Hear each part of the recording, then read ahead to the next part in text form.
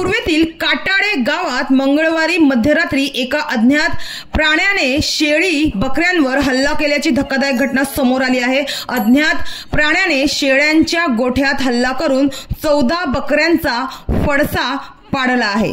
मिळालेल्या माहितीनुसार या हल्ल्यात काही बकऱ्यांचे मृतदेह बंदिस्त गोठ्याबाहेर ओढल्याच्या खुणा आढळल्या आहेत। या घटनेमुळे मात्र स्थानिकांमध्ये भीतीचं वातावरण निर्माण झालं आहे। मात्र वन विभागाने तातडीने उपाययोजना कराव्यात अशी मागणी स्थानिकांनी केली आहे।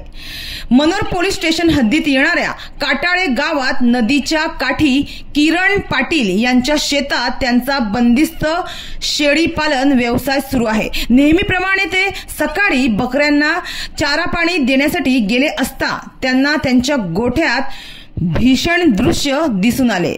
त्यांनी पाहिले तर त्यांच्या गोठ्यात 14 बकऱ्या मृत अवस्थेत सापडल्या होत्या, तर काही जखमी अवस्थेत तडफडत होत्या।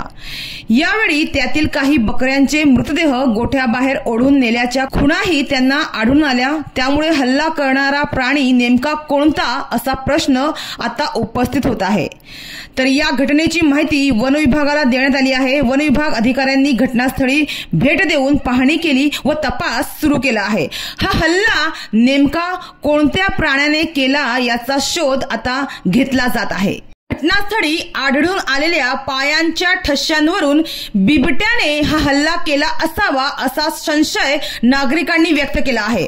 मात्र यापूर्वीही पालघर परिसरात बिबट्याच्या वावराच्या घटना घडल्या आहेत। त्यामुळे शेती आणि पशुपालन करणाऱ्या शेतकऱ्यांमध्ये तसेच आतापर्यंत ज्या ठिकाणी बिबट्याचा वावर दिसून आला आहे तेथील गावकऱ्यांमध्ये भीतीचं वातावरण निर्माण झालं आहे। मात्र सध्याच्या घडीला वन्य प्राणी मानवी वसाहतीमध्ये शिरून हल्ले करू लागले आहेत। त्यामुळे नागरिकांनी सावध राहण्याची गरज निर्माण झाली आहे।